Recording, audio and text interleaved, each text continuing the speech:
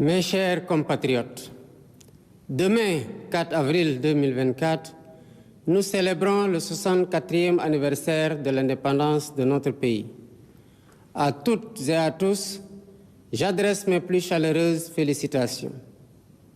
Je rends hommage à chacune et à chacun de vous pour votre attachement aux vertus cardinales de paix et de démocratie qui fondent notre vécu quotidien.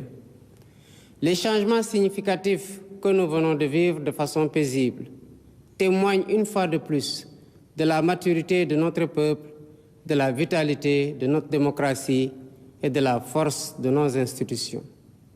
Nous devons tous être fiers de cette belle performance. Cette année encore, par la grâce divine, notre fête nationale se déroule sous le signe de la communion spirituelle avec la semaine sainte pascale qui vient de conclure le carême, le mois de Ramadan qui tire également à sa fin. Cette année encore, par la grâce divine, notre fête nationale se déroule sous le signe de la communion spirituelle avec la semaine sainte pascale qui vient de conclure le carême, le mois de Ramadan qui tire également à sa fin. Compte tenu des circonstances, en lieu et place du défilé traditionnel, je présiderai demain, au Palais de la République, une cérémonie de levée des couleurs sobre et symbolique. Ce soir, alors que nous célébrons notre liberté retrouvée, mes pensées vont à nos vaillants résistants, héros célèbres ou méconnus, qui, se donnant corps et âme, ont défié l'odieux système colonial et sa prétendue mission civilisatrice pour défendre la liberté de notre peuple et ses valeurs de culture et de civilisation. Je voudrais également saluer avec respect et affection nos anciens combattants qui ont sacrifié leur jeunesse loin de leur famille au prix de leur liberté et de leur vie. Je rends un vibrant hommage à mes prédécesseurs, les présidents Léopold Sédar Senghor, Abdou Diouf, Abdoulaye Wade et Macky Sall, qui, chacun, a apporté sa pierre à l'œuvre de construction nationale. C'est sur la base de ce legs que je veux poursuivre avec vous notre quête collective du Sénégal de nos rêves. Mes chers compatriotes, la fête nationale met à l'honneur nos forces de défense et de sécurité. À vous, officiers, sous-officiers et militaires du rang, qui avez choisi le métier risqué des armes, je réaffirme la reconnaissance de la nation. Je vous exprime ma fierté, mon soutien et mon entière confiance dans vos missions au service de la patrie, de la paix en Afrique et dans le monde. Je salue la mémoire de nos djambars tombés au champ d'honneur et souhaite prompt rétablissement aux blessés. L'État restera toujours solidaire de leurs familles avec soin et compassion. Le thème de cette édition, les forces armées au cœur de la cohésion nationale, nous interpelle par son actualité et sa pertinence. Il nous rappelle qu'au-delà du cérémonial, la fête nationale est surtout l'occasion d'une introspection individuelle et collective sur notre commun vouloir de vie commune. Nos forces de défense et de sécurité, sous le concept armée-nation, symbolisant la diversité et la cohésion de leurs composantes socioculturelles, nous offrent un bel exemple de ce que doit être le vivre ensemble sénégalais. En tant que chef suprême des armées et garant de l'unité nationale, je suis déterminé à préserver notre vivre ensemble, hérité de nos ancêtres, parce que nous n'avons qu'une seule patrie, le Sénégal, notre abri commun, que nous aimons tous, qui ne commence pas par nous et ne finit pas avec nous. Dans cet esprit, mon rôle, et je l'assume pleinement, est de tendre la main à toutes et à tous pour rassembler, rassurer, apaiser et réconcilier afin de conforter la paix, la sécurité et la stabilité indispensables au développement économique et social de notre pays. De l'Est à l'Ouest, du Nord au Sud, je souhaite que notre cher Sénégal reste uni et indivisible, en paix, en harmonie avec notre devise nationale, un peuple, un but, une foi. Nous le devons à nous-mêmes, nous le devons à nos enfants, nous le devons aux générations futures. C'est pourquoi notre vibrante jeunesse, cœur battant de la nation, restera au centre de mes préoccupations. Chers jeunes du Sénégal, je fais mien vos rêves, vos aspirations et vos ambitions légitimes de réussir pour être utile à vous-même, à vos familles, à vos communautés et à votre pays. L'éducation, la formation au métier, l'emploi, l'entrepreneuriat des jeunes et des femmes restent des défis majeurs à relever. J'en ferai une priorité élevée des politiques publiques en concertation avec le secteur privé. Nous devons à cet effet revisiter les mécanismes existants, les améliorer et les rationaliser afin qu'ils répondent mieux aux besoins d'emploi et autres activités génératrices de revenus pour les jeunes. Pour encourager la création d'emplois, je compte m'appuyer sur un secteur privé fort parce que soutenu par l'État. Sur la base de nos besoins prioritaires, nous travaillerons ensemble pour endogénéiser notre économie. Bien entendu, le secteur privé international aura son plein rôle à tenir. Les Sénégalais sont braves, mais ils sont fatigués et attendent de nous des solutions contre la vie chère. La question du coût de la vie me préoccupe particulièrement et retient toute mon attention. Dans les jours à venir, des mesures fortes seront prises dans ce sens, après les concertations que j'entreprendrai avec les acteurs concernés.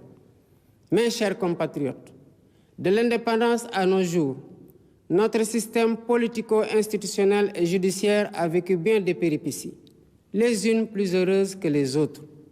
64 ans après, le moment me semble venu de tirer les leçons de nos réussites et de nos échecs pour une gouvernance publique plus moderne, plus républicaine et plus respectueuse des droits humains. C'est pourquoi, après avoir démissionné de mon poste de secrétaire général de PASTEF Les Patriotes, pour ainsi me mettre au-dessus de la mêlée, je convoquerai de larges concertations avec la classe politique et la société civile sur la réforme du système électoral notamment, le remplacement de la Sénat par une commission électorale nationale indépendante avec un renforcement de ses moyens de fonctionnement et de ses prérogatives, la rationalisation du nombre de partis politiques ainsi que leur financement, l'inscription sur le fichier électoral concomitamment à la délivrance de la pièce nationale d'identité. Par ailleurs, pour redorer le blason de la justice, lui redonner le prix qu'elle mérite et la réconcilier avec le peuple au nom duquel elle est rendue, j'entends organiser des assises regroupant les professions du métier, magistrats, avocats, huissiers, greffiers et autres auxiliaires de justice, les professeurs d'université et les citoyens pour identifier des pistes de solutions aux problèmes de la justice. Dans la quête d'un Sénégal meilleur au bénéfice de tous, j'entends instaurer une gouvernance vertueuse fondée sur l'éthique de responsabilité et l'obligation de rendre compte. En outre, j'engagerai sans tarder une politique hardie de bonne gouvernance économique et financière par la lutte sans répit contre la corruption, la répression pénale de la fraude fiscale et des flux financiers illicites, la protection des lanceurs d'alerte, la lutte contre le détournement des deniers publics et le blanchiment d'argent, l'amnistie des prête-noms et leur intéressement sous condition d'autodénonciation, la publication des rapports de l'IGE, de la Cour des comptes et de l'OFNAC. De même, l'exploitation de nos ressources naturelles qui, selon la Constitution, appartiennent au peuple, retiendra particulièrement l'attention de mon gouvernement. Ainsi, en plus de la mise en ligne déjà effective des contrats miniers, pétroliers et gaziers sur le site de l'ITIE Sénégal, je ferai procéder à la divulgation de la propriété effective des entreprises extractives conformément à la norme ITIE, à l'audit du secteur minier, gazier et pétrolier et à une protection plus soutenue du contenu local au bénéfice du secteur privé national. Au demeurant, je voudrais dire à tous nos partenaires privés qu'ils sont les bienvenus au Sénégal. Conformément aux lois et règlements en vigueur, les droits de l'investisseur seront toujours protégés, de même que les intérêts de l'État et des populations.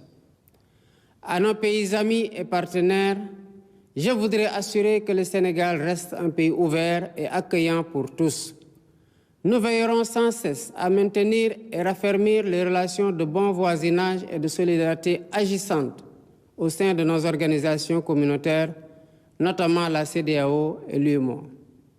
Héritier de l'idéal panafricaniste de Cheikh Anta Diop et de Léopold Sédar Senghor, un des pères fondateurs de l'Organisation de l'Unité africaine, nous demeurons fermement engagés dans la construction de l'intégration africaine et la réalisation des objectifs de la zone de libre-échange continentale africaine.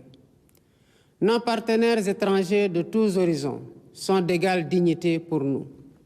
À tous, nous devons respect et considération. Et de tous, nous demandons respect et considération. Nous resterons engagés pour une gouvernance mondiale plus juste et plus inclusive, dans le respect de l'égale dignité des valeurs, de culture et de civilisation. Mes chers compatriotes, la fête nationale, symbole de notre souveraineté, nous rappelle que nous sommes seuls face à notre destin et que personne ne fera à notre place ce que nous ne sommes pas disposés à faire pour nous-mêmes. Nous avons la responsabilité historique de conforter notre souveraineté en rompant les chaînes de la dépendance économique par le culte permanent du travail et du résultat. Dans cet esprit, l'administration doit agir à tous les niveaux de façon plus accueillante et plus efficace pour les usagers du service public. Nous devons bannir de nos pratiques les procédures et formalités indues qui altèrent l'efficacité de l'État. Dans cet objectif, j'entends investir massivement dans la digitalisation des services et des procédures administratives. De même, il y a urgence à gagner notre souveraineté alimentaire en investissant plus et mieux dans l'agriculture, la pêche et l'élevage, les trois mamelles nourricières de notre pays. Je tiens particulièrement à ce que les subventions substantielles dépensées chaque année dans la campagne agricole bénéficient aux véritables producteurs et non à des acteurs intermédiaires. En définitive, mes chers compatriotes, l'indépendance que nous célébrons demain est certes un événement festif, mais aussi et surtout un test de résilience et de grandeur pour la nation. Notre mérite et notre honneur, c'est de réussir l'épreuve en affichant une confiance résolue en nous-mêmes pour vaincre nos peurs et nos doutes, surmonter les obstacles devant nous et poursuivre ensemble notre marche solidaire vers notre destin commun, main dans la main, épaule contre épaule. C'est à cela que je vous invite dans la communion des cœurs et des esprits. Vive le Sénégal en paix et en sécurité, unis, libres et prospères. Bonsoir et bonne fête de l'indépendance.